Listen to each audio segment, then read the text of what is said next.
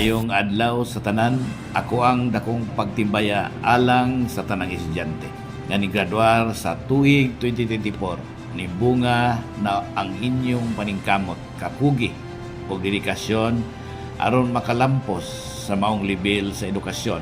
Ako nang hinaot nga ang tanan ninyong nakutlo sa inyong pag-eskwela mamahimo kining sumbanan sa inyong mga pangandoy sa kinabuhi. Dili usab nato hikalimtan ang atoang mga ginikanan ug mga tao nga migahin og suporta sa inyong pag-eskwela alang sa inyong kaayuhan. Padayon sa paglambo ug ako kanunay nga magampo nga kamo magmalampuson. Daghang salamat ug dalaygon ang Dios.